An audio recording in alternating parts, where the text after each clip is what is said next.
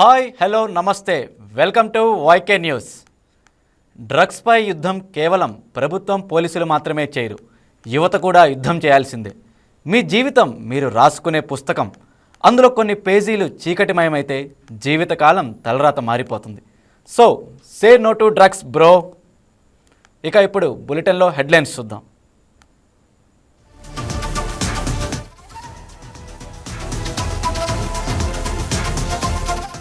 పర్యటన, పలు మార్గాల్లో రాకపోకలు బంద్.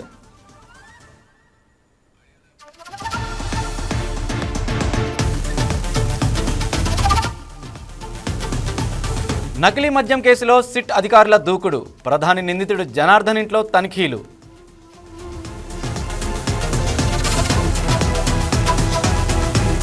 హోరాహోరీగా జూబ్లీహిల్స్ ఉప ఎన్నిక ప్రచారం. నేడు నామినేషన్ వేయనున్న బీఆర్ఎస్ అభ్యర్థి సునీత.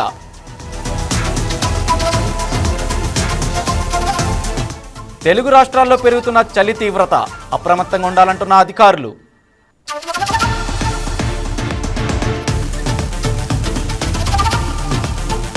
ఆర్జేడీ పార్టీలో ముసలం, లాలు తేజస్వి మధ్య భిన్నాభిప్రాయాలు.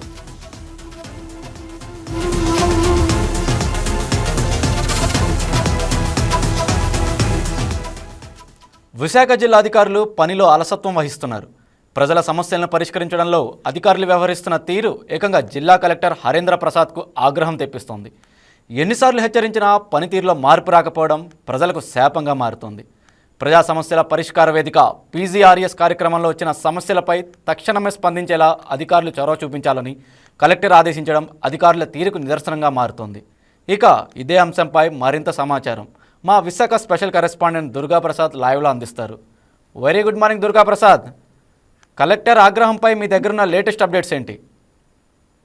Good morning Rajkumar. ఏదైతే ప్రతి సోమవారం రాష్ట్ర ప్రభుత్వం నిర్వహిస్తున్న ఏదైతే ప్రజా పరిష్కారాల ఏదైతే ఉందో ఆ యొక్క కార్యక్రమంలో రిపీటెడ్ గా కొన్ని కంప్లైంట్ వస్తా ఉన్నాయి. దీనికి సంబంధించి ఒక నిర్ణీత గడువు అయితే ఆ అధికారులకు సంబంధించి ఎవరైనా ఫిర్యాదుదారుడు వచ్చినప్పుడు ఫిర్యాదు చేసిన తర్వాత ఈ రోజు ఇన్ని రోజులు టైం పడుతుంది, ఇన్ని రోజుల్లో మీ సమస్య పరిష్కారం దిశగా మేము అడుగులు వేస్తామని చెప్పి కూడా ఒక డేట్ ఇవ్వడం అనేది జరుగుతుంది. అయితే జిల్లా కలెక్టర్ అయితే హరేంద్ర ప్రసాద్ దీనిపై సీరియస్ అయినట్టుగా మనకు సమాచారం ఉంటుంది.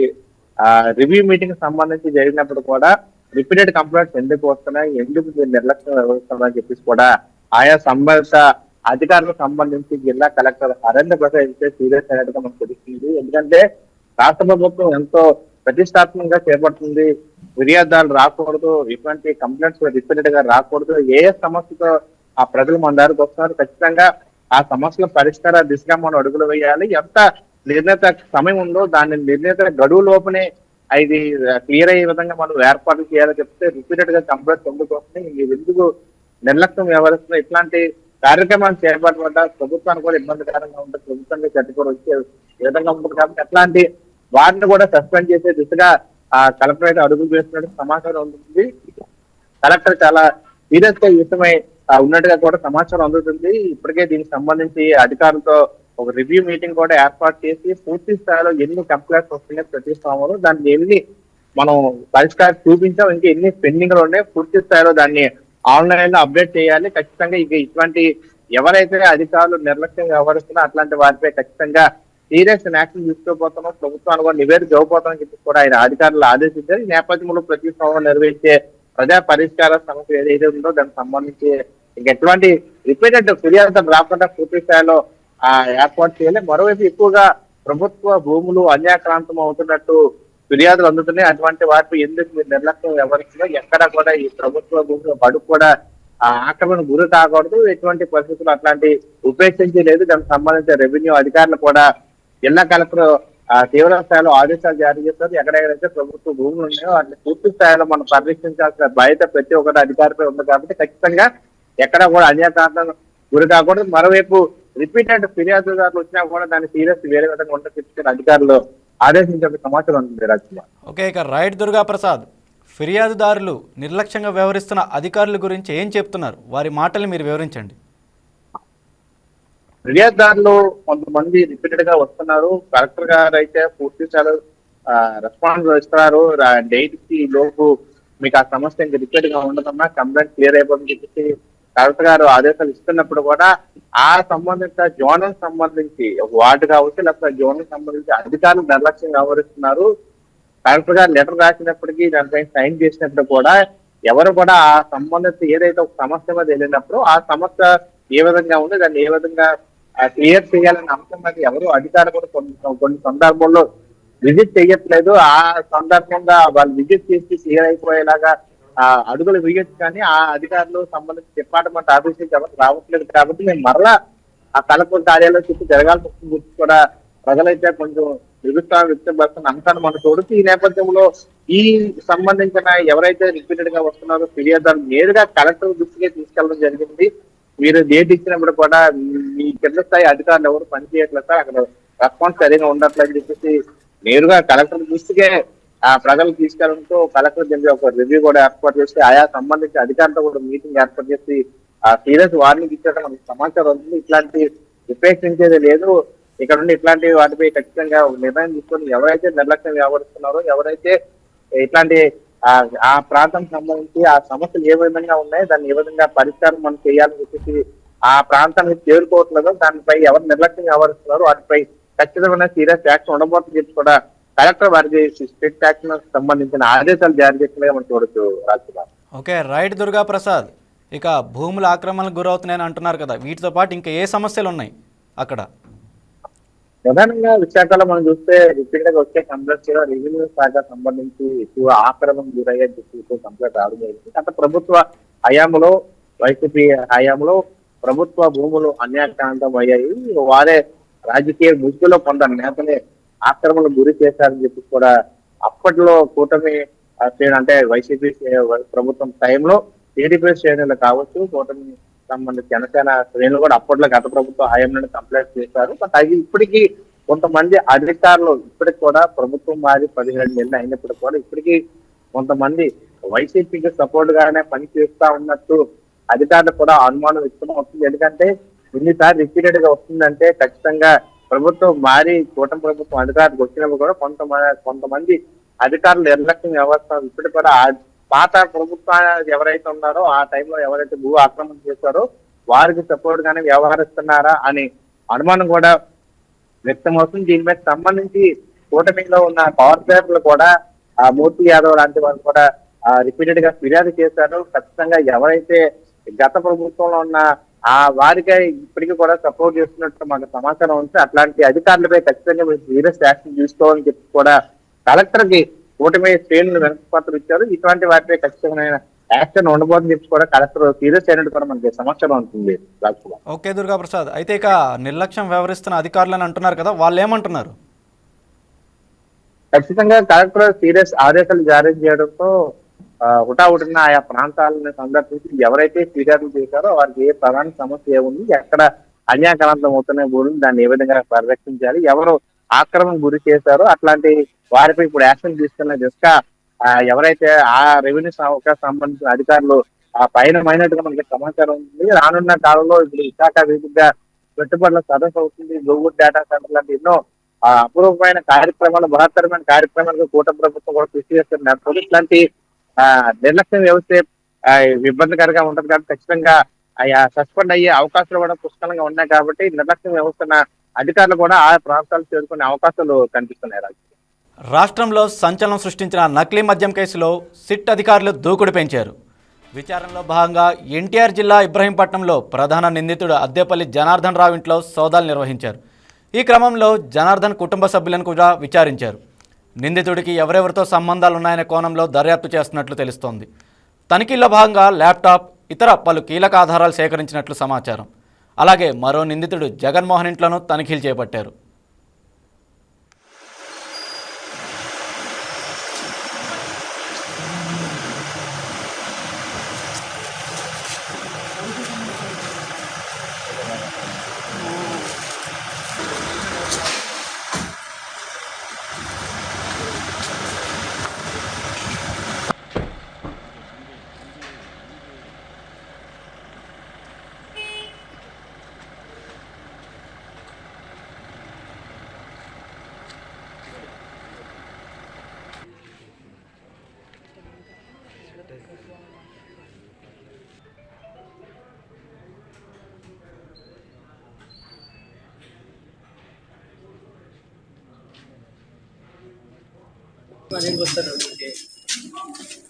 మాకేదో మా ఇన్వెస్టిగేషన్ చేసుకుంటూ ఉంటాం అని వదిలేండి.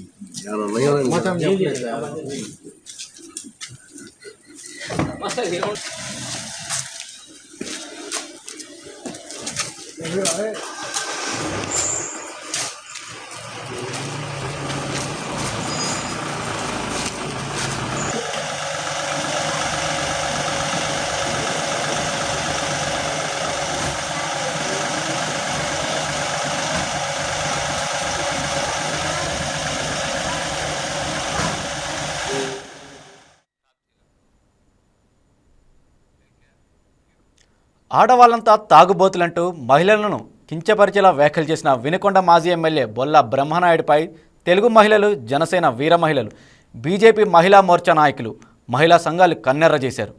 వినుకొండ స్తూపం సెంటర్ నుంచి పోలీస్ స్టేషన్ వరకు మానవహారంగా ఏర్పడి నిరసన వ్యక్తం చేశారు. మహిళలపై అనుచిత వ్యాఖ్యలు చేసిన బొల్లాపై కఠిన చర్యలు తీసుకోవాలని డిమాండ్ చేస్తూ పోలీసులకు ఫిర్యాదు చేశారు. తక్షణమే మహిళలకు బొల్ల బహిరంగ క్షమాపణ చెప్పాలని డిమాండ్ చేశారు. లేదంటే ఉద్యమం తీవ్రతరం చేస్తామని హెచ్చరించారు.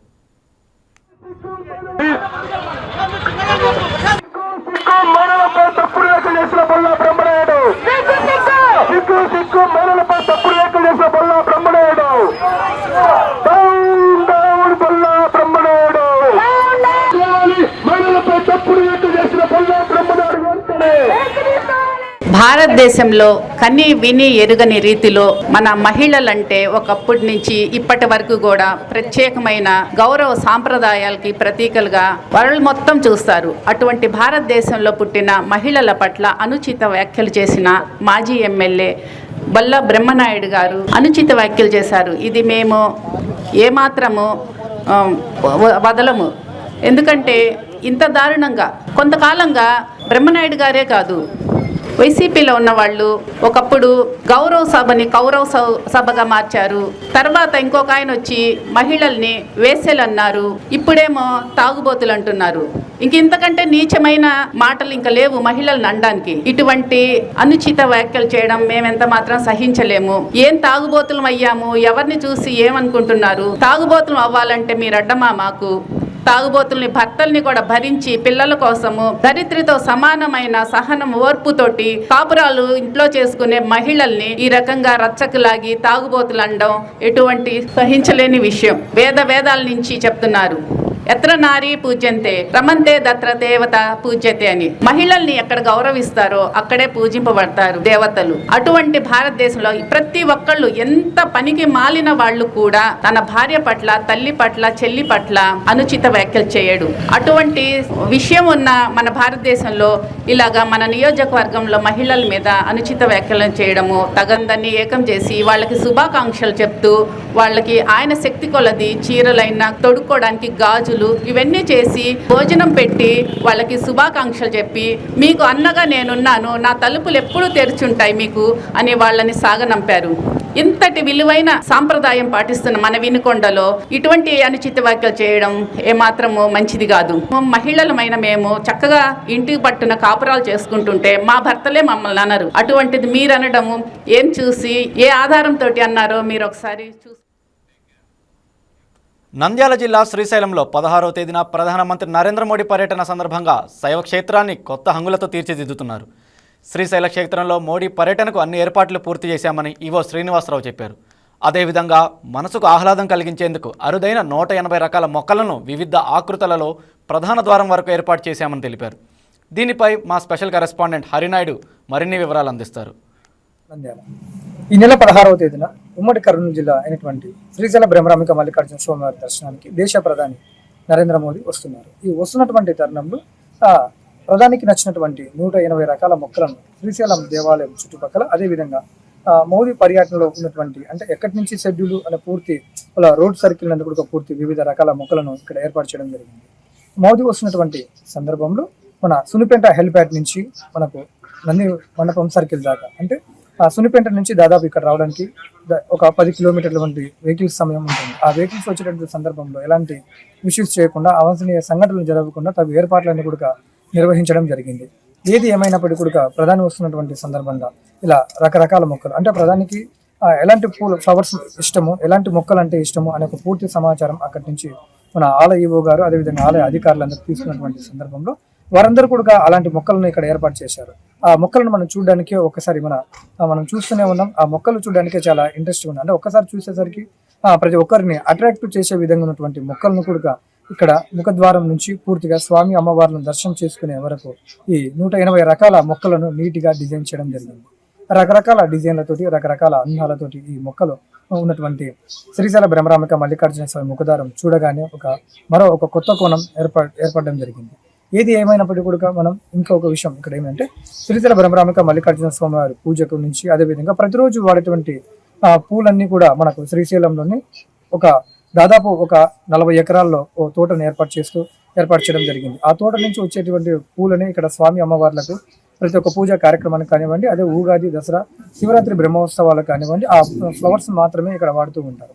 అదే విధానంలోని కూడా ఇప్పటికీ ఈ ప్రధానికి ఇష్టమైనటువంటి ఆ మొక్కలన్నింటినీ కూడా చుట్టుపక్కల ప్రాంతాల నుంచి అదే పనిగా తీసుకువచ్చి ఇక్కడ ముఖద్వారం నుంచి కూడా ఆ మొక్కలన్నింటినీ నీట్గా ఒక పుష్పగుచ్చాలు కానివ్వండి, అదేవిధంగా ఫ్లవర్స్ కానివ్వండి, ఎంత ఆనందంగా ఎంత మనం చూస్తేనే మనసులో ఉన్నటువంటి ఒక తేలిక వాతావరణాన్ని తెచ్చేటువంటి విధంగా అంటే మనం ఇదివరకే మనం చూస్తూ ఉంటాం. ఏది ఏమైనప్పటికీ మన మైండ్ అప్సెట్ అయినా ఏదైనా ఒక బాధలో ఉన్నప్పటికీ చాలా మంది ఒక రకమైనటువంటి పూల మొక్కల దగ్గర అదేవిధంగా అందమైన పూల మొక్కల దగ్గర కూర్చొని ఒక 5 నిమిషాలు కూర్చున్నామంటే ఆ మొక్కలను చూస్తూ ఉన్నామంటే మనకు ఉన్నటువంటి ఎలాంటి బాధలైనా సరే తొలగిపోతాయి అనే దానికి నిదర్శనం. మన దేశ ప్రధాని గారు మనం చూస్తూనే ఉంటాం, చాలా సన్నివేశాల్లో చూస్తుంటాం. వారికి జంతువులన్నా ఇలాంటి మొక్కలన్నా కూడా చాలా ప్రేమ చూపిస్తూ ఉంటారు. ఆ ప్రేమ అనుసారంగానే ఇప్పటి కూడా మన శ్రీశైల బ్రహ్మరామిక మల్లికార్జున స్వామి వారి దేవస్థానం అంతా పూర్తిగా మొక్కలతోటి అదేవిధంగా రకరకాల ఫ్లవర్స్ తోటి నింపేయడం జరిగింది. ఇప్పుడు మనం చూసినటువంటి విజువల్స్ లో ఇలాంటి రకాల మొక్కలు మనం ఇప్పటిదాకా కూడా మనం ఎప్పుడు చూడలేదు. అలాంటి మొక్కలన్నీ కూడా ఈరోజు శ్రీశైలంలో ఏర్పాటు చేస్తూనే ఉన్నారు. ఈ 180 రకాల మొక్కలను వివిధ ప్రాంతాల నుంచి తీసుకువచ్చి ప్రధాని వస్తున్నటువంటి సందర్భంగా కూడా అట్రాక్టివ్గా ఏర్పాటు చేశారు. ఏది ఏమైనప్పటికీ ఈ నెల 16వ తేదీన దేశ ప్రధాని వస్తున్నటువంటి సందర్భంగా శ్రీశైల బ్రహ్మరామిక మల్లికార్జున స్వామి వారి దేవస్థానం అంతా కూడా ఒక విధమైనటువంటి అభివృద్ధి కార్యాచరణలో ముందుకు వెళ్తుంది.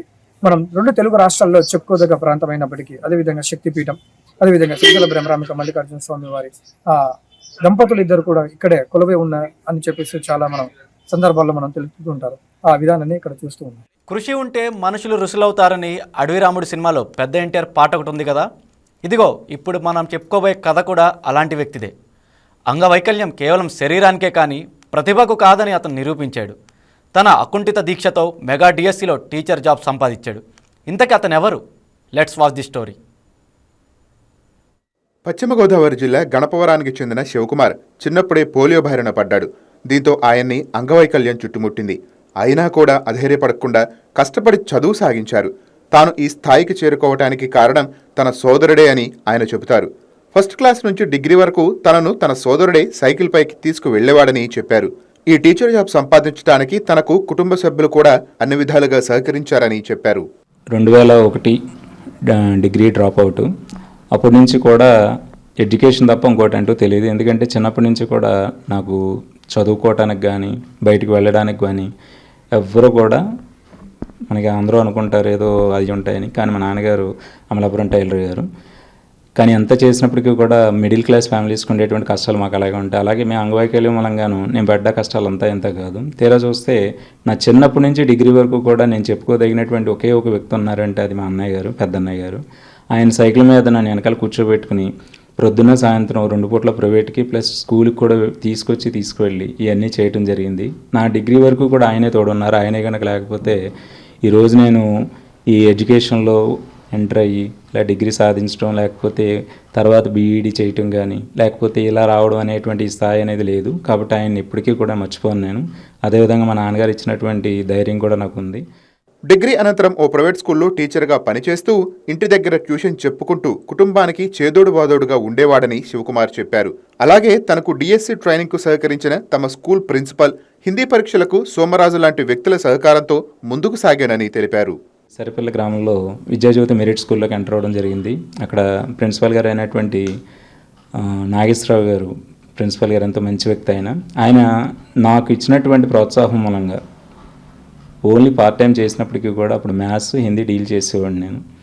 అప్పుడు నా దగ్గర నిజంగా సబ్జెక్ట్ ఉంది, నేను టీచ్ చేయగలుగుతున్నానని చెప్పి నన్ను గుర్తించి నన్ను ప్రోత్సహించింది ఎవరైనా ఉన్నారు అంటే ఆయనే.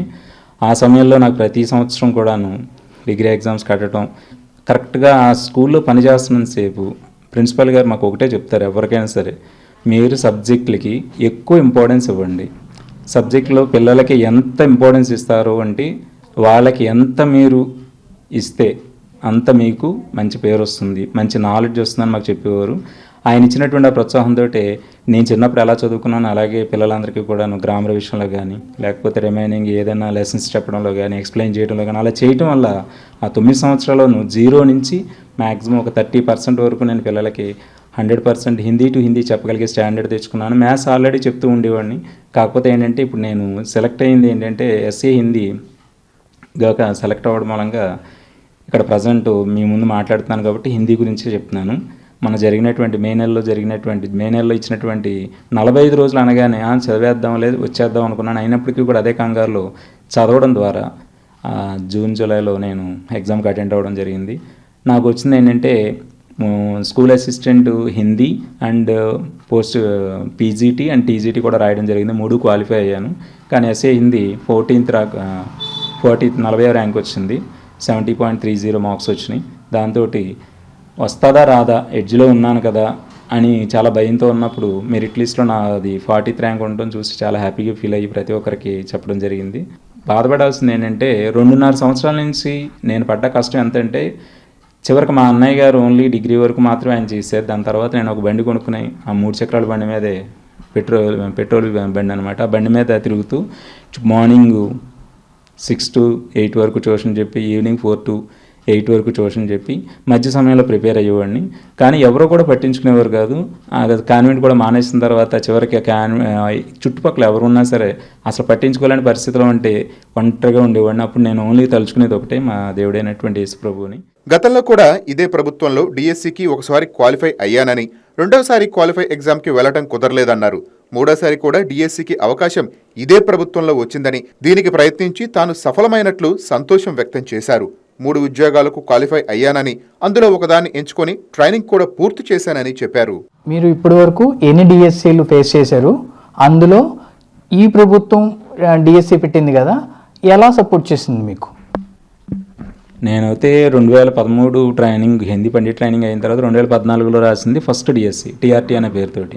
అందులో సక్సెస్ అయ్యానండి, క్వాలిఫై అయ్యాను. నియరెస్ట్గా కూడా వెళ్ళి సెలెక్టింగ్ లిస్ట్ బిఫోర్ వరకు మెరిట్ లిస్ట్ వరకు వెళ్ళాను. నెక్స్ట్ అది కూడా తెలుగుదేశం ప్రభుత్వం. అది ఆ సమయంలో ఎంత మూవ్మెంట్ జరుగుతుందో తెలుసు. ఆ తర్వాత 2018లో మళ్ళీ నెక్స్ట్ డిఎస్సి రాశాను. అది కూడా ఈయన ప్రభుత్వమే. తర్వాత ఇంకా 5 సంవత్సరాలు అసలు వేస్తారు అని నమ్మించి మోసం చేసినటువంటి వ్యక్తులు ఎవరు మీకు తెలుసు. మాలాంటి వాళ్ళే కాదు, నాలాంటి వాళ్ళని కూడా బాధపెట్టి మేము ఏడ్చిన పరిస్థితి కూడా వచ్చిన రోజులు ఉన్నాయి. సో అటువంటిది 5 సంవత్సరాలు ఎంత ఖాళీగా ఉన్నాం, ఎంత బాధపడ్డామో చూసాం. ఆ కసి మాత్రం లేదు. మళ్ళీ ఇప్పుడు ఈ 5 సంవత్సరాల్లో ₹1 కూడా పెరగలేదు మాకు. ₹1 కూడా ఇప్పుడు పెరగలేదు. డిఎస్సి వేస్తారన్నారు, డిఎస్సి కోసం మేము చూసాం, అయినప్పటికీ కూడా డిఎస్సి రాలేదు అని చెప్పి ఆయన వస్తే కంపల్సరీ మాకు డిఎస్సి వస్తుంది, నాకు జాబ్ వస్తుందని పక్కాగా చెప్పాను. సేమ్ మరి దేవుడు ఆ మాట విని మాకు సాయం చేయడానికి మళ్ళీ తెలుగుదేశం ప్రభుత్వం రావడం జరిగింది. లోకేష్ గారు అండ్ చంద్రబాబు నాయుడు దయ వల్ల కంపల్సరీ మాకు సక్సెస్ అయ్యాం. పవన్ కళ్యాణ్ గారు, ఎందుకంటే వాళ్ళు ముగ్గురు రావడం వల్లే మాకు ఈ హ్యాపీనెస్ వచ్చి ఇప్పుడు 16,000 చిల్లర మంది మేము వెళ్ళి చివరికి ట్రైనింగ్ సెంటర్ దగ్గర కూడా నేను వెళ్ళి ఆనందాన్ని పొందగలిగాను అంటే అదంతా కూడా ఈ ప్రభుత్వం చేసిందే తప్ప ఏ ప్రభుత్వంలోనే మేము సాధించలేదు. ఈ ప్రభుత్వం వల్లే మాకు ఆ డిఎస్సి వచ్చింది. ఇది 3వ డిఎస్సి.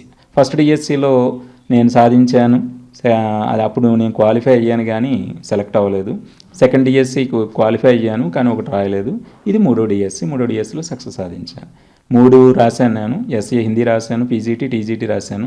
పీజీటీ, టీజీటీ కూడా మార్క్స్ అలాగే వచ్చినాయి. టీజీటీ వచ్చి 65.255 వచ్చినాయి అండ్ పీజీటీ వచ్చి 55.250 వచ్చినాయి అండ్ ఎస్ఏ హిందీ వచ్చి 70.30 వచ్చినాయి. కాబట్టి నాకు ఈ జాబ్ రావడం జరిగింది. మనం అనుకున్నా సాధించాలి. మనం ఎన్ని కష్టాలు పడ్డా సరే ఆ విజయాన్ని సాధించిన రోజుని ఆ కష్టాలన్నీ కూడా మనకి ఎక్కడో దూరంగా కనపడతాయి. కాబట్టి ప్రతి ఒక్కరు కూడాను వాళ్ళ జీవితాల్లో వాళ్ళు అనుకున్నటువంటి లక్ష్యాన్ని చేరాలని కోరుకుంటూ నాకు ఈ అవకాశం ఇచ్చినటువంటి హనుమంత్ గారికి అలాగే సోమరాజ్ సార్ గారికి కూడా థ్యాంక్స్ చెప్పుకుంటూ సెలవు తీసుకున్నాను. ఈ డిఎస్సి రాసినప్పుడు నెంబర్ ఆఫ్ జాబ్స్ వచ్చినాయని మాకు సమాచారం. అది ఏ జాబ్లు వచ్చినాయి, ఎన్ని జాబ్లు వచ్చినాయి, దాని గురించి విశేషాలు చెప్పండి. ఫస్ట్ వాళ్ళు ప్రిఫరెన్స్ అడిగారండి. మీరు దేనికి ఫస్ట్ ప్రిఫరెన్స్ ఇస్తున్నారు అన్నప్పుడు నేను ఎక్కువగా ప్రిఫరెన్స్ ఇచ్చింది ఎస్ఏ హిందీకి ప్రిఫరెన్స్ ఇచ్చాను. మార్క్స్ కూడా నాకు అందులోనే ఎక్కువ వచ్చినాయి. మిగిలినవి కూడా దానికి నియరెస్ట్గా 5 మార్క్స్ తేడాతో రావడం జరిగింది. కానీ వాళ్ళు ఒకదానికి ఇస్తారు కాబట్టి ఎస్ఏ హిందీ ఇవ్వడం జరిగింది ఎక్కువ మార్క్స్. అంగవైకల్యం అడ్డు రాదు, ఎవరైనా సరే కృషి చేస్తే ఏదైనా సాధించవచ్చు అనేసి మన శివకుమార్ గారు తెలియజేస్తున్నారు. కెమెరామెన్ నవీన్తో హనుమంతరావు, వైకే టీవీ. గత ప్రభుత్వం 5 ఏళ్లుగా డిఎస్సిని రేపు మాపని గడుపుకుంటూ వచ్చి తమని అనేక ఇబ్బంది పాలు చేసిందని, ఇప్పుడు వచ్చిన కూటమి ప్రభుత్వం ఎన్నికల్లో ఇచ్చిన మాటను నిలబెట్టుకోవడమే కాకుండా తమకు ఉద్యోగాలు వచ్చేలా చేసి ఎన్నో కుటుంబాలను ఆదుకుందని చెప్పారు. ఈ ప్రభుత్వానికి తమ జీవితాంతం రుణపడి ఉంటామని తెలిపారు. ఎన్ని ఇబ్బందులు ఉన్నా కృషి ఉంటే ఎంతటి దాన్నైనా జయించవచ్చునని, అంగవైకల్యం భవిష్యత్తుకు అడ్డు కాదని, అందువల్ల యువత మంచి మార్గం ఎంచుకొని ప్రయత్నిస్తే ఫలితాలు తప్పనిసరిగా ఉంటాయని చెప్పారు. తీరిక లేనంత బిజీనా? హలో పేరెంట్స్, మిమ్మల్నే. ఒక్కసారి ఆగి పిల్లల మనసుల్ని, వారి గదుల్ని నిశ్చితంగా చూడండి. మత్తు మాయలో పడకముందే లెట్స్ టాక్ అంటూ ఓపెన్గా మాట్లాడండి. Start the conversation today. That's all for now. Keep watching YK news. ఇది తెలుగువారి గుండె చప్పుడు.